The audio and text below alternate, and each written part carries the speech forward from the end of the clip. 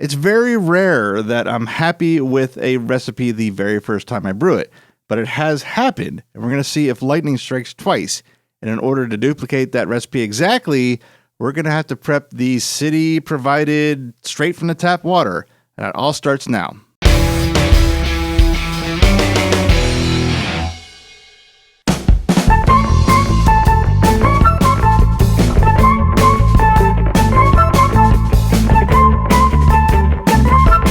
Welcome to Big Monster Brewing, the Anvil Foundry Brewing Edition. I am Matt, and before we start, please let me ask if you would subscribe to the channel if you're new to it. If you have any questions or comments, please leave them below. Hit that notification bell for the other cool stuff that I hope to be providing to this channel soon, and give the video a like. I think I hit all the marks. I don't have this written down. I'm above the average age of the average YouTuber, so I hope I'm doing this right.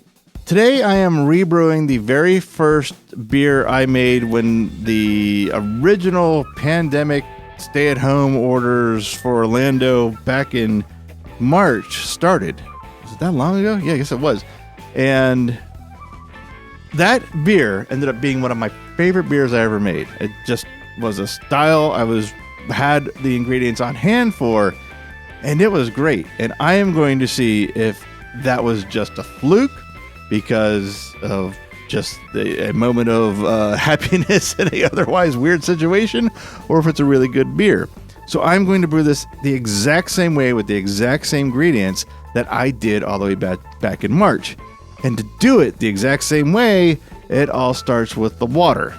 Since this was made during those stay-at-home orders, I had really no choice but to use tap water, the Orlando City supplied tap water, which is full of chloramine. Like, it smells like a pool, literally. It smells. You take a glass of it straight from the tap, you think you dunked it out of a pool. It's that strong. So to start, the very first thing I do is get the exact amount of water I need. And in this case, it's 3.5 gallons. I'm going to put directly into the Anvil Foundry, and then another gallon to heat up for sparge water that we're going to use after the mash is done. After that, I set up the foundry, the pump and everything. I get everything running. I set my mash temperature. And usually on the average day, it's going to take 20 to 30 minutes to reach that mash temperature. That's not enough time for the chloramine to evaporate. That usually takes 24 hours. So I'm going to need to speed up that process of removing the chloramine from my water before I mash in. And I do that with Candon tablets. And it doesn't take much. This is a pack of 100 tablets that I have had for years, as you can probably see from the condition of this little bag. And you can still see there is a ton of Candon tablets in here. But I can neutralize all the chloramine in this water with half a tablet. So I roughly cut a tablet in half and crush it between 2 spoons. Crushing it makes it fine enough for this recirculating water to dissolve it very quickly. And in about 5 to 10 minutes, there is no sign of that chloramine odor or taste anymore in the water. I do the same thing for the sparge water, but with a considerably even less amount, just a little bit of almost shaving of it, crush between spoons, stir it in, and even faster with that little amount of water, the chloramine is gone. It is that simple.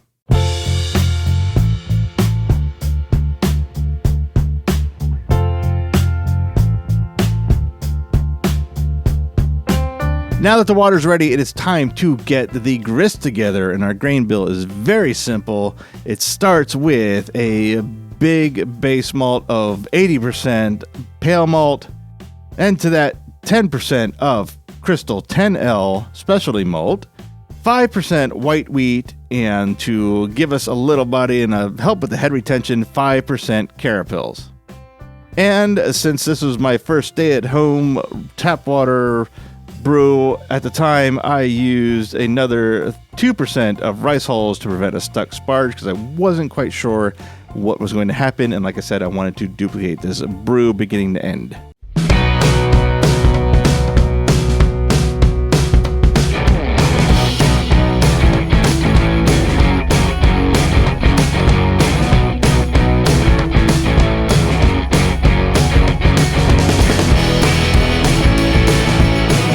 As always, so far, I am brewing 2.5 gallons of beer on the 6.5 gallon Anvil Foundry. I'm running at 120 volts. I mashed in at 151 degrees Fahrenheit. Rest for an hour, stirring the grist about every 15 minutes. Recirculating the wort during the whole mash to maintain that consistent temperature and to clear it out a bit before we get to the boil. So now with this time to wait for the mash, I will get my boil additions ready, and we are going to start off with the hops by getting 12 IBUs worth of Columbus ready to add right at the beginning of the boil at 60 minutes. Then we're going to get 3 IBUs worth of Cascade to put in at 20 minutes. Then we're going to bring back some more Columbus, 5 IBUs worth at 10 minutes, along with another 2 IBUs worth of Cascade, again at 10 minutes. And finally, we're going to round it out with 0.2 IBUs worth of Cascade in the very last minute of the boil. Along with that, I will add my yeast nutrients at 10 minutes and just a little bit of Warflock at 2 minutes.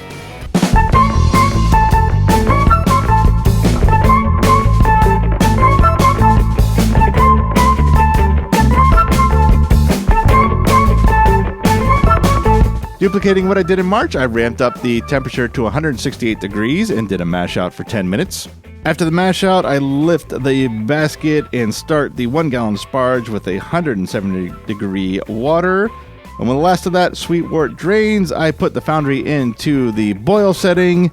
And while that temperature is rising, I check out the pre-boil gravity reading, and I am at 1.042. My target was 1.041, so that is close enough to get started. Not even gonna try to attempt to add water and balance it out for 0.001 gravity at all.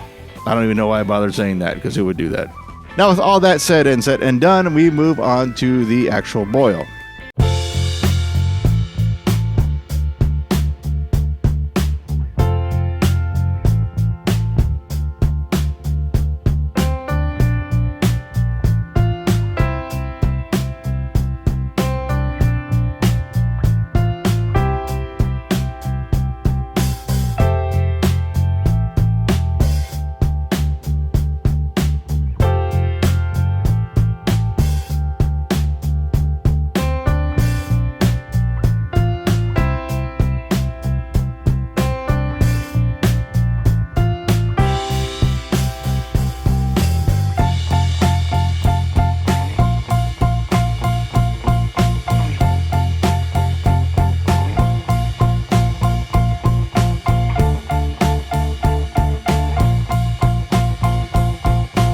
At the end of the boil, I drop the temperature best I can with groundwater and no ice, just like I did in March. Transfer it to a 3-gallon carboy, cover it up, and put it in my beer fridge for about 2 hours to get it down to pitching temperature. I pitched the yeast, which in this case is the Y yeast strain 1272 American Ale 2. And after that, I just let science do its thing for about the next 12 days in the fermentation fridge. On that 12th day, I did take a hydrometer reading, and it had attenuated down to 1.008, which was actually 2 points lower than the first time I brewed this. It seemed to be completed, but I wanted to make sure, so at this point, I cold crashed it for 48 hours to make sure the yeast completely stopped fermenting. After that, I kegged it. Then I carbonated it to 2.7 volumes of CO2 with the Blickman Quick Carb, fined it out a little bit, and then got it ready for tasting. And in this case, we're gonna crack open another can.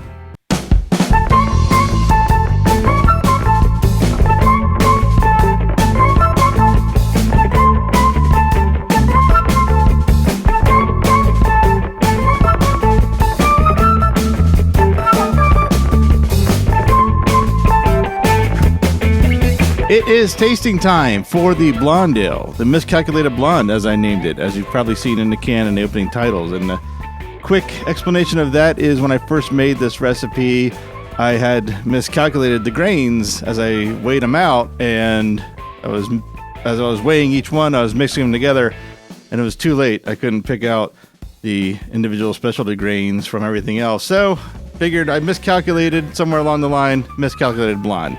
That's the name. And that's the story. So I'm about to taste. I'm about to finish off a full glass pour here, but I'll say there's one thing I'm already disappointed about, and it has nothing to do with the beer because I haven't tasted it yet.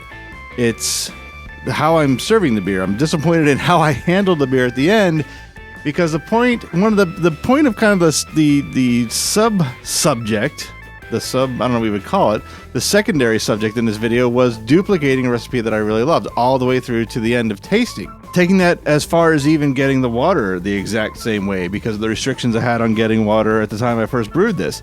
After taking all that time, getting everything right, I go and I put all the beer in cans because I'm super excited to really put my can seamer to the test.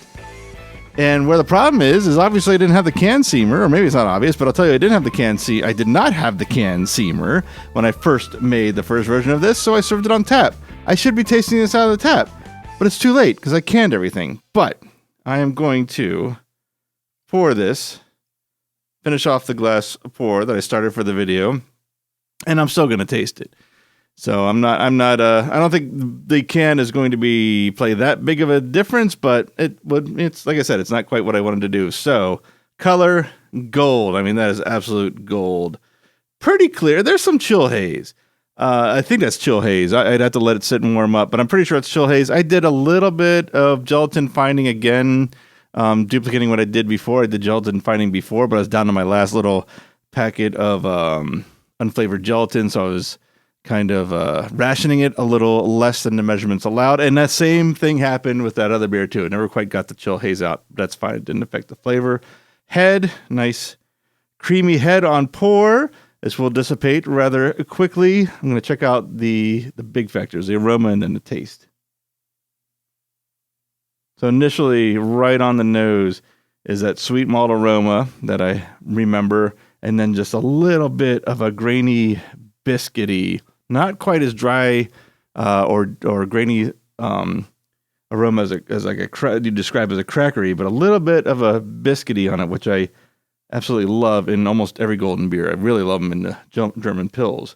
A little bit of that in this, which is what I was hoping for because that's what I got last time. As far as hops go, maybe a touch of earthy floral coming through. Not all that much past the malt. So I will say, though, I think I remember there being a more distinct hop aroma out of the tap, which would make sense because this is not quite as effervescent at all, actually, as it was out of a tap. And that's probably because of the carbonation loss as I'm learning to can. So that's one strike against not serving it out of a tap. I think I'm losing something on the aroma. Let's get to the big one, the taste.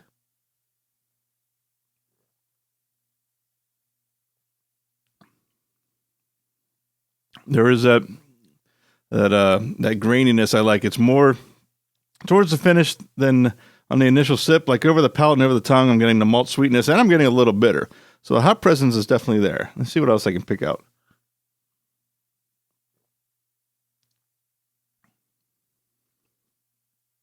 There's just a slight little bit of a burn from the alcohol. It's not a very high ABV, but it's there. It's I guess there's not a whole lot between the simple grist and the simple hops to cover up the alcohol that's in there. But I mean, it's not overwhelming. It's still good. I will say it is coming across a little flat, not flat as in not carbonated, because as you can see, it's still carbonated. I can rouse the head. Actually, I rouse the head quite easy, not even swirling that aggressively. Like just something on it, like everything's a little muted. And I really fear that has to do with it coming out of a can. This is one of, how many beers? Just two beers I canned in one night. The first time I used the canner on beer. So I'm still learning. It's not a bad canning job because it's still, there's no oxygenated flavors and everything seems to be well sanitized. No off flavors from infection, but getting the carbonation right, working on the flow while getting CO2 in the can to purge of oxygen is going to take some trial and error. And I'll be talking more about that in future canning episodes, but I'm really kind of afraid because I went directly to a can. It's not quite what it was the first time. I think it all has to do with serving, because other than that, all the elements are there. They're just like if the peak was here, this beer out of the can is here, and then let's say the bottom of the screen would be bad. So it's good. It's good. It's not towards the bottom, but it's not where the peak is. I think I screwed up by putting it in a can. Although canning was fun. So I don't know. It's a draw. We'll call it a draw. Still good enough beer to drink.